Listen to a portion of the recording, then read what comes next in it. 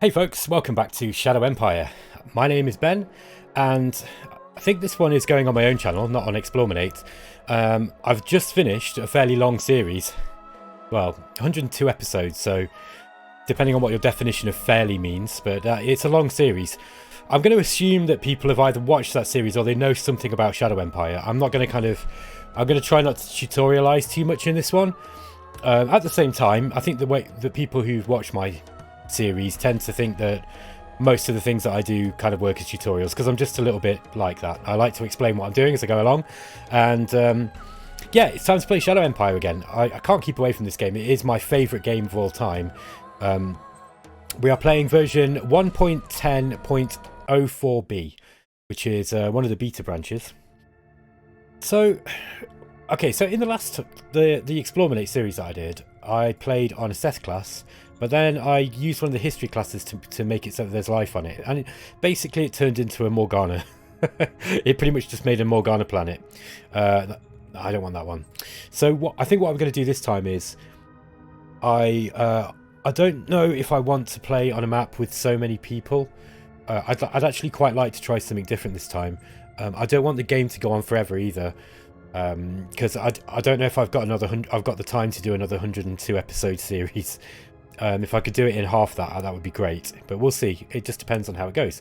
The more I've played this, the better I've got at it, and I don't know, I think I'm probably quite good at this game now, I'd say. But the meta is still unfolding. It's still revealing itself before us, and there's a lot of stuff that people do, kind of like no-brainers, that we realise later on are actually not no-brainers after all. And basically the game is we're still figuring it out, and so there will be stuff in this that I'm trying out just for my own, just for my own pleasure, basically. So I hope you'll find that enjoyable too. It's probably not going to be the best game to watch if you want to see somebody kind of like super min-maxing. However, that said, in the last game I really was running my logistics into the ground and trying to expand super fast, and I think I've played a few offline games since where I've tried to be more careful and take more time over my empire management, and I've really enjoyed that side of it as well. I think it's a really deep game with regards to the way that the way that the industrial system works and the resource management and the logistics and all that stuff. It's really fun.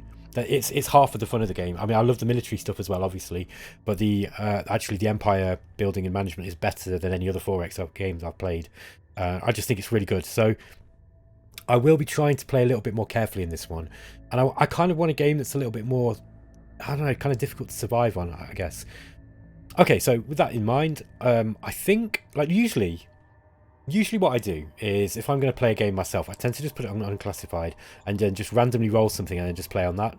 That's a fun way of playing. So for those of you who haven't really done that, highly advise it. If you find yourself constantly playing on Sewer class planets, or like just you're always going for the same thing, try something different, because this game is completely different depending on what settings that you choose, right? I see a lot of people on, because I like to hang out on the forums, right, on the Steam forums a little bit, on the Matrix forums specifically. They are like probably the best place to be for information on the game, but the Steam forums are kind of all right as well. And I think there's a Discord group now, but I see a lot of people coming out with things that I don't agree with, right? So there seems to be there's a meme going around that tanks are overpowered, like light tanks are too strong. That's not my experience. I think that, yes, if you're playing on a Sewer class planet with tons of people and loads of metal, then yeah, tanks they can be very good. They're absolutely terrible in mountainous and forest terrain. They're absolutely useless, and not useless, but they're so easily countered by RPGs and AT guns. But also, if you've got a map where there's hardly any metal, then tanks, you just don't get them. You can't have them until much later in the game. And even the technologies that exist to provide resources that aren't immediately available in big deposits, like metal soil filtration, metal soil filtration, you can't even build that because for a long time, because you've got to get the industry up to be able to do it. You need heavy industry, and then you need the high-tech industry later on. And metal soil filter, I mean, just getting the industry up if you've got no metals is really hard. Especially if you've got a planet where there's just no, you don't have very much population. So this is kind of the vibe I'm going with on this game. I kind of scuppered my own idea last time playing on Seth when I added the life, added life on Seth basically, because it really just kind of turned into a sort of Sewer class by any other name. I think what I'm going to do this time is I'm going to play an Laborious class. I'm going to put it on severe violence, so basically we're going to have more dangerous AI. I'm going to put a Nemesis on there because I like having an AI that's got more advanced technology. Because basically, right, I've got to the point with this game now, at least on hard, where I rarely lose. The only times that I will lose Shadow Empire is in the first 20 turns if I'm sat right next to some extremely aggressive neighbours who I just can't deal with. And that's one of the reasons why I always play with one army, because it reduces the chances of that happening. Because that can be fun, trying to, like just starting with militia and really trying to sort of struggle your way through the early game. That can be fun. The thing is that, I don't know, it's been a while since I played just with the militia start, but generally, my experiences with it generally are that you either lose miserably within the first 10-20 turns, or you're fine. But I kind of I've got used to playing with one single army start now, and I think that's probably the way I'm going to do it with this one. Survival Stress is the one that I played on the Life on Seth game, and that made the game very, very long because you had loads and loads of AI regimes. I also had Alien Life on. I don't want the aliens on this one. Not that I don't like them, they're great. I've just played an offline game where I had these kind of crazy feline cat things, like cat girls, and some of the monsters, the aliens, were just brutally difficult right up until about turn 100. They were just really, really strong. Couldn't get rid of them. And the alien militias that you get, the irregulars, were just really useful right until the end of the game. Right until the point where I started researching ICBMs, they were just useful. So the alien life really changes the game, the way the game plays, as does the Air Force stuff. So I'm going to leave that off. I want more than one AI regime, so I'll leave Robinson Crusoe off. I think this is probably designed for people who just want to play one-on-one. Haven of Calm, I don't want that because it kind of makes the AI too soft. Severe Violence might be fun. I have played with this, I think, before. I've definitely not played with this setting on YouTube. And I'm going to put Outpost Colony on this time because it means you're only going to get a small amount of colonists. Now, this is going to make the game really, really interesting because, again, I think part of the reasons why some people complain about Shadow Empire, they'll be like, oh, it's too easy to get money. Not if you play with this setting on. This game is really, really hard if you don't have any population. So I'm going to try and make. I want the game to beat me, basically. At this point, I want to challenge the game. I want to see if it can beat me, because the game beat me a few times, fair few times when I was learning the game, and now I feel that I've got a grip of the basic, mechanics, and I've started to develop my own play styles with it. I find the AI, it knows how to defend itself, but it's just not. I don't know, just not always aggressive enough for my liking. Like I think it needs to take more risks, and I really want to kind of. But I think part of the issue with analysing a game like this is it's so different depending on the settings. As I said before, that settings and tactics that work on one planet type are completely different on another planet type, right? Like I say, just clicking this button here, this Outpost Colony, is going to completely change the game to if I didn't. Like, if I wanted to make it hard for myself, I could literally just do this. I expect this would be a relatively difficult game. Putting Nemesis and Severe Violence on, though, I'm asking for trouble. But honestly, I think that I'm at this point now where I want the game to try and beat me. They've added this new one in this beta patch, which is called Spread Out, which means that the mages will have much more chance to be further away from each other. Good option for play-by-email games. Okay, so yeah, this is basically for people who are playing it multiplayer and they don't want to be right next, right parked up next to their to human neighbours. I'm not going to put that on. While it might be kind of, I don't know, it might make the game kind of a bit more balanced and spread out.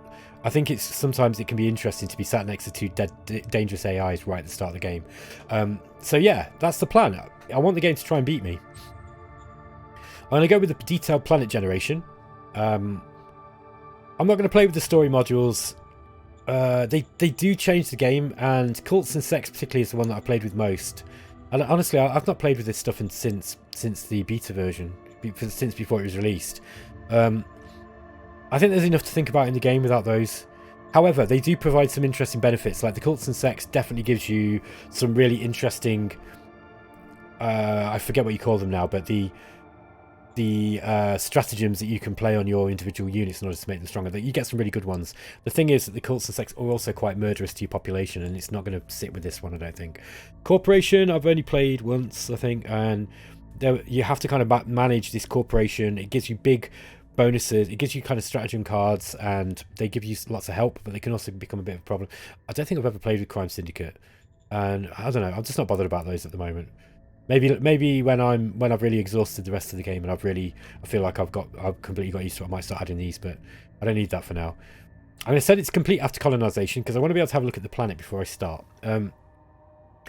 This is just because I think the planet generator is really good fun, and I want to kind of look at what I'm making, but also it might help me avoid any real problem planets. Like for example, if I get a planet with like 40% mountains or something, I might be saving us all a big headache.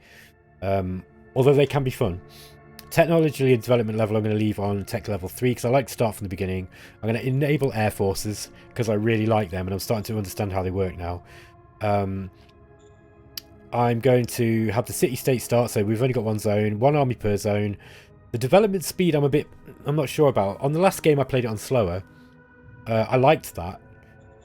That said, I didn't get to see all of the techs. Like, I think I got about as far as robotic infantry and laser guns, and that was about it. So it just depends. Like, if you want to see all the techs and you don't mind the fact that the technologies roll on quite quick, then put it on normal. I've never played it on slowest. This could be a lot of fun. I think this is probably best suited for if you're playing on a very large map. I'm playing on a large size, which is kind of like actually what the game calls a normal. Like, this is like a normal size. And also bearing in mind that the map size actually changes the atmosphere of the planet and the gravity settings. So yeah, there's a lot to consider. But development speed, I don't know.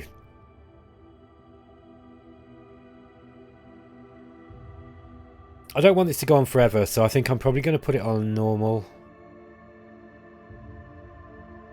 No, I'll put it on slower again. It's not too slow. And because I've not put it... It's not the biggest map, so I don't think this is going to be a game as long as the last one. Organisational level, I'll start with the Supreme Command Council, and I'm going to put it on Extreme. Because I like... Extreme basically gives the AI a 20% movement bonus and a 20% combat bonus, which is huge. Yeah, I've not played it on Extreme yet, so let's see if the game can beat me. Okay. Let's have a look at this planet.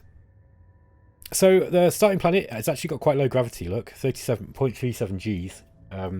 Temperature is minus 40 degrees centigrade, which is pretty cold.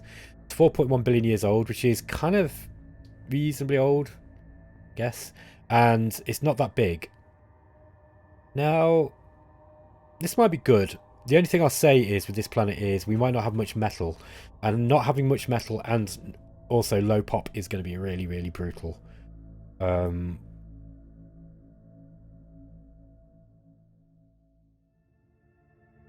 do like this low gravity though, because it's going to make aircraft work really well. Providing that we can get a decent enough atmosphere, which we might not. Mind you, 1.43 astronomical units. That's going to be roughly the same kind of conditions as Earth. So let's have a look, see what we can get. I might re-roll this a few times, guys. Okay, so this is an arid planet with minimal surface water. The planet will have an Earth-comparable atmosphere. The highest mountain reaches to 1,000 meters, while the deepest seafloor is minus 311. The planet is still geologically active, so we're going to have volcanoes. Yeah, it's not that cold for a Boreas, actually. This one. Negative 55. I mean, the temperature penalties don't really ever... I've never really seen them kick in this. The environment suits you get automatically kind of fix most of the problems you get with these. So I don't know. Maybe you can tell me, but I've never ever played on a game where the temperatures mattered one bit. I'd actually like to see that changed. I think it'd be nice to see deeper temperatures, because I think it could be cool having certain starts where your people are really struggling in the cold. But that said, I don't know how fun that would be. I don't like this map though, and I'll tell you why. It's got no mountains on it, which basically means this is going to be a tank fest. And yeah, I don't want to play on a... I like more terrain than this, so I'm going to restart this one. Let's go back to the Boreas to make sure the settings are the same. By the way, just a hint, just make sure you check all of these settings if you redo it, because some of these, particularly passwords and the player count, sometimes it changes. It just resets. Okay, that looks all the same. That's not cold enough for me. I want a colder one. Let's re-roll this. Still not cold enough. I want a really cold planet. Yeah, there we go. That's better. So planet age 1.2 billion. Probably going to get some metal deposits on that. 0.38 gravity. 10 astronomical units. I think we're going to get much. I don't know if we'll get much in the way of an atmosphere on this. Let's have a look and see what we can get. 21. Okay. Okay, minimal surface water. Real but modest atmosphere. Very high mountains. 5,700 meters. Planet's still geologically active. There's no rain. Very little wind. 21% mountains. This is cold. Okay, so we might see some penalties for cold in this, especially around the Arctic and Antarctic areas. There's no difference. Look, all 4 seasons are exactly the same with regards to the weather. At least so we can see so far. I'm just going to have a quick look at the map.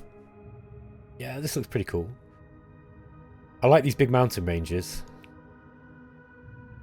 There's going to be plenty of ice, so water's not going to be a problem. Yeah, this looks pretty cool. This looks like it will do. There's rivers. Actually got some rivers in this one. Not that there will be... I don't know if they'll make any difference in... It's funny, actually. I've not really considered this. I don't know if you'll get a penalty for the rivers when they're frozen. I forget now. It probably does tell you in the manual. Got some volcanoes on here as well, so volcanic power will be an option. I think this could be fun. So let's go with that one. Excuse me, I've got a very itchy nose. Okay. Let's continue with this. Atmospheric farming hazard is toxic. Human hazard is toxic. There's no alien biology. It's completely lifeless. We've got CO2 and argon. There's not really a lot in that. Let's just see if we can find something else. This planet is not going to have much in the way of fuel. Okay, so we've got trace amounts of hydrogen. That might be enough to be able to get some fuel out the air. I'll just re-roll it a few times. Okay, we've got helium there. Helium and hydrogen. Okay, that might be good. So let's carry on. Tonelaria Loomis was colonized in the year 7766. It received colonists for 242 years. So it was only 0.4 million, and there was 3 zones. Interesting. This might be a what happens when you put it on the Outpost world. So there's only 3 zones in this. This could be quite a short game. I might re-roll that. See if we can get more zones. Okay, there's 4. I mean, that's still very low. I'm interested to see how many we can get. Maybe this is literally all it's going to give us. Just a very few zones. If that's the case, this game is going to be kind of easy, which means... I don't know. Let's go with it. Let's see how this plays out. It might be, if it is a short game, I'll just play another one. So, mining and service economy, 0.3 million, 4 zones. That sounds good to me. Let's go with that. Okay. So, after the war, we've got 0.683 million. That's under 1 million. I mean, it's pretty low. Scavengers and raiders. So we've got the scavengers. We've got 68% scavengers, 32% raiders. No farmers or hunters. I'm just wondering if we can get any ideas on what we might see here. There might be radiation because there's some nuclear war going on. Earthquakes. Okay, well that's that. So that's it. I'm gonna go with this one, guys, and we'll see how it goes. Zirconia Miner. So let's just have one last quick look at it. So the gravity is 0.38 G, negative 59 degrees centigrade average temperature, 1.2 billion years planet age. Map size is 141 by 57 hexes, and there's not going to be any farming going on. 12% mountains. Yeah, let's go for it. Okay, let's start the game.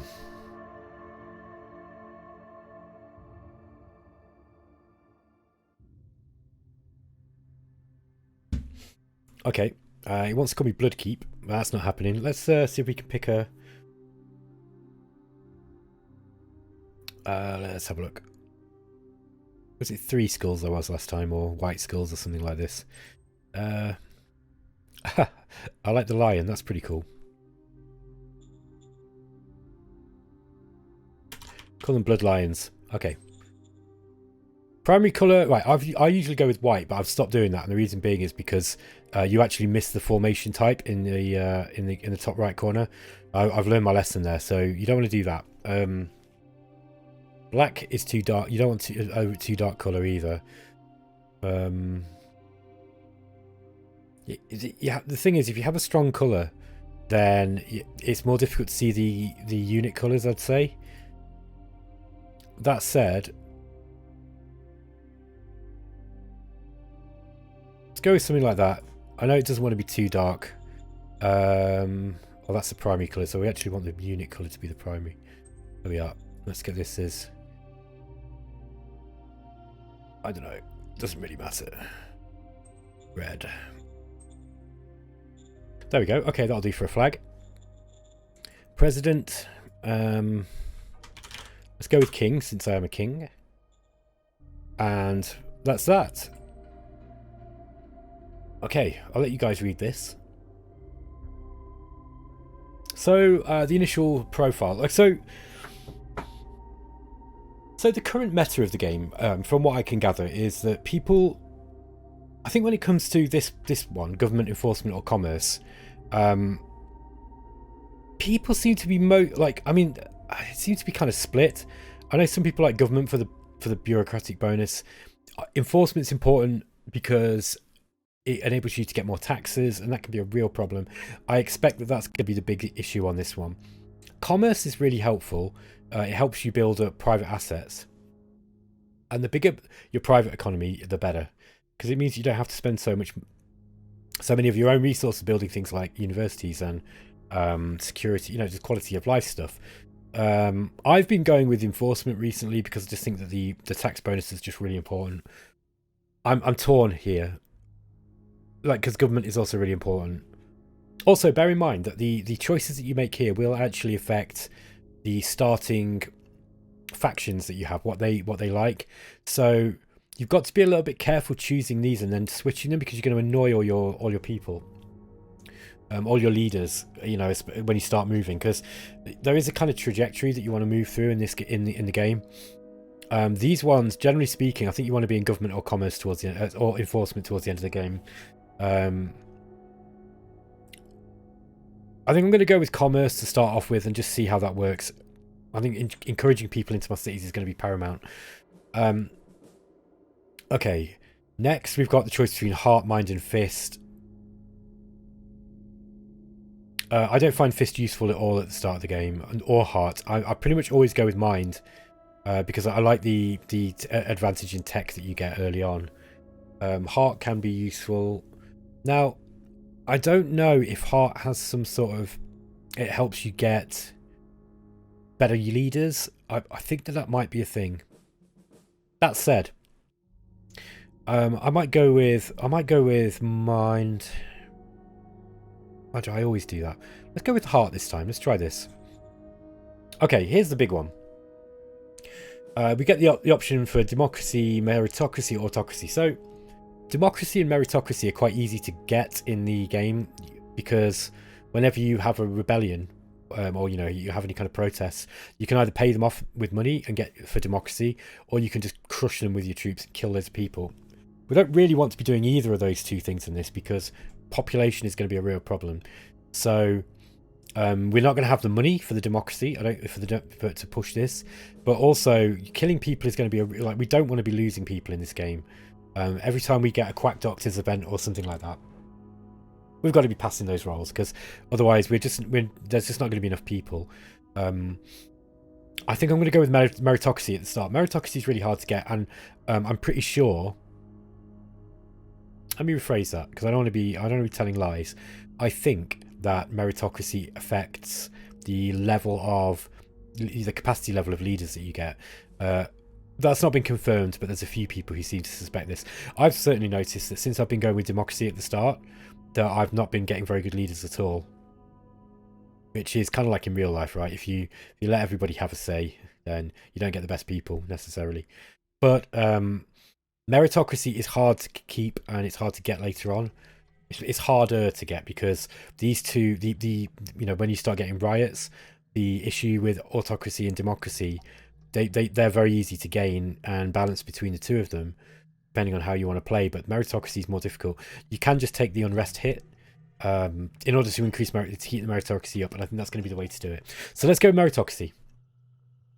Blood Lions. Okay. Round 1. We've got 2 decisions. The previous king is now buried. Ashes to ashes, dust to dust. It's now up to you to lead the land to victory. Okay, you're king of the Blood Lions. Okay, we're entering a time of culture. This gives us a private economy bonus points. Okay, that's useful. So our starting cards are these. Okay. Before we do any of the decisions, let's take a look at what we've got. I don't need this. Okay, we've got danger as well. Okay, looks like we're starting on non-aligned forces on this border here. There's another non-aligned force zone here too.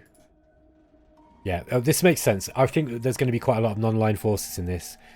We need to immediately clear these away from our starting units. So let's just have a look at what we've got. Okay, we've got some units that can get behind this. Let's have a look at what we've got. Rifle militia. They've got improvised environmental suits. Yeah, let's get these guys around the back.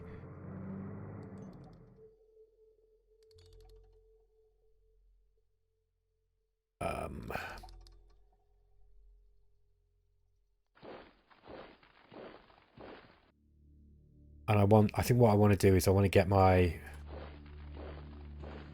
regular units. I need to have a look at them first, really, but I need to get my regular units doing the attacking here. Let's try and kill these quick, and then start spreading out. Let's get those militia up that side. Okay. Interesting. Now, bearing in mind the AI are going to get some... I might actually put the HQ unit there and move these guys down this way.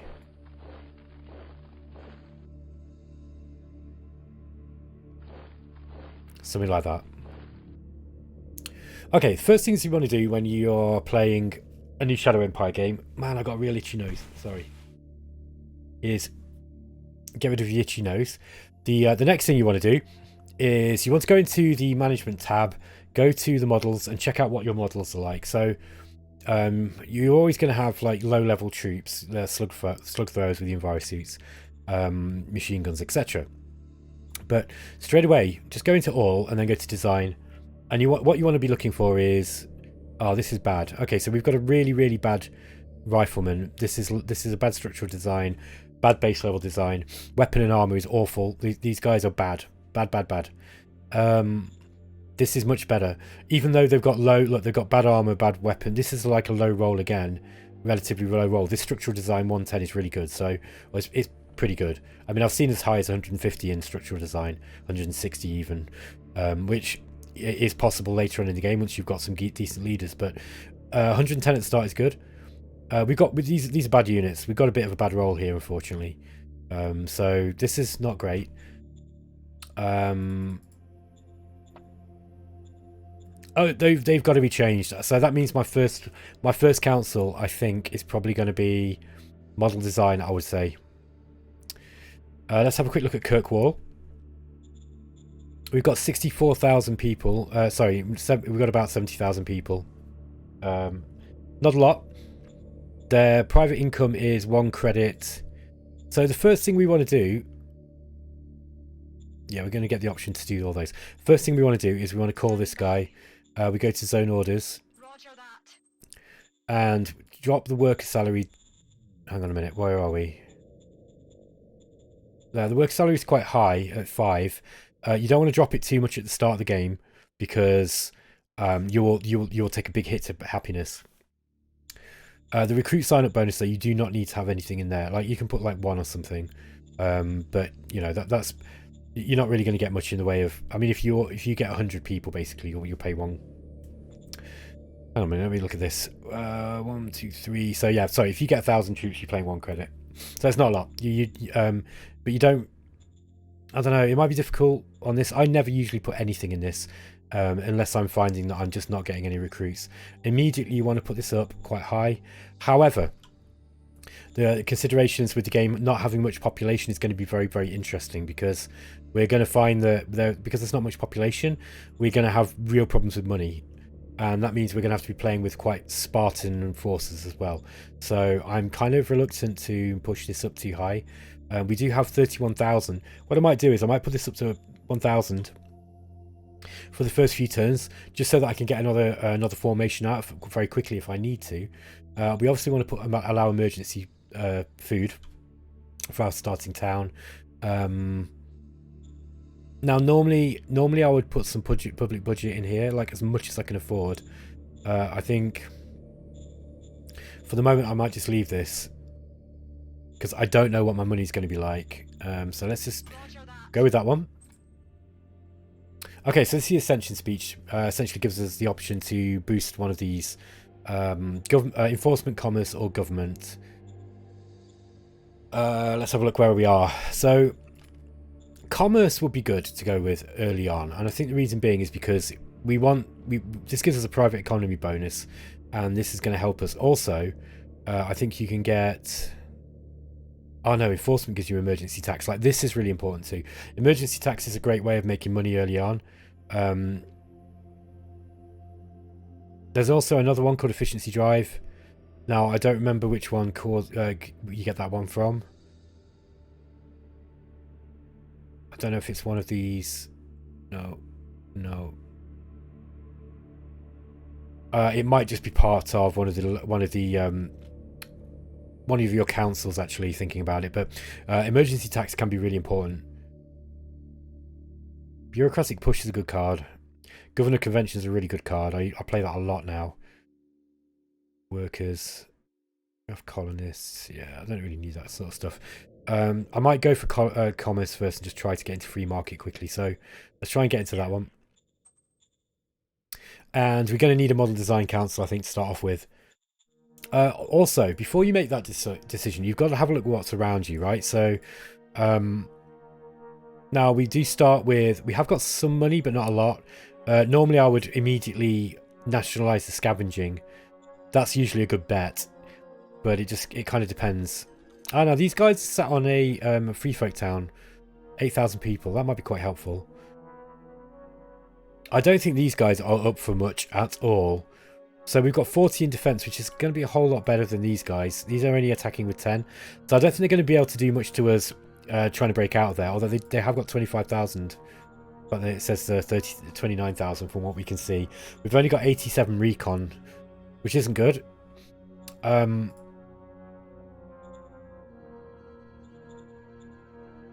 Producing 348 food. Consuming 61. Early on, right, you need water. Okay, so we don't have water. We're going to be like not able to run this, so we do need to buy some water to keep running our food. We don't need this amount of food at the moment. We can actually close this down. The asset, this agri-dome. The problem is this agri-dome is probably not going to be making so much because of the danger. See, if you've got somebody close to your city or to an agricultural producing zone, like this hex here, this hex asset here, it's really close, so we're going to have high danger in this city. Yeah, we've got 13 danger. We need to get rid of that quick.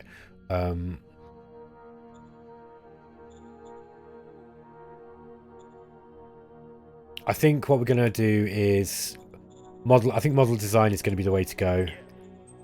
So let's go with model design first. We need to get rid of this infantryman. He's terrible. Okay.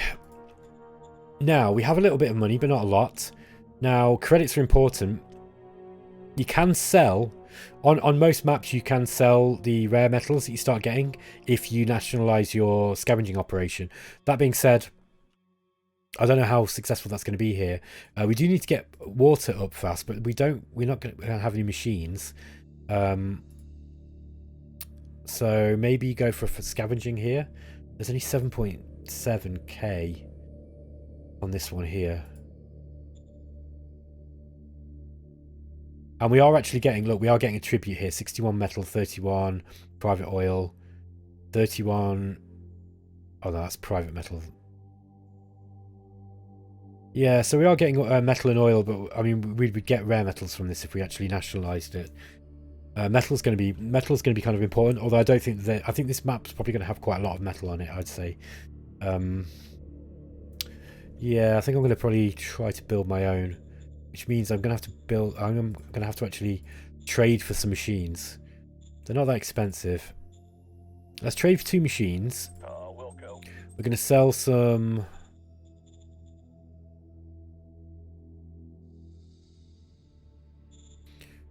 I want to sell food. No, probably not at this point. So I'm going to go straight with the agriculture. Sorry, I'm going to go straight with the recycling facility. 2 rounds. We're not going to quite have enough industrial points to do it in 2 rounds. But let's get this out of the way first. This will help. Allowing them to keep the scavenging operation will actually help build up the private economy, and we're going to need that, I think. Okay, wow, there's always so much to think about. We haven't really got much idea of what's going on around here. Now, we could actually play a spy into one of these areas. Get it into here, see what's going on. Okay, so we've got a couple of spies into this Azio Giza. So we'll get an idea of what's going out over in this direction. Okay, guys, that's the end of the first turn, and I'm going to end the first episode here. So I hope you're going to enjoy this new episode of this new series of Shadow Empire, and I shall catch you in the next episode. Take it easy.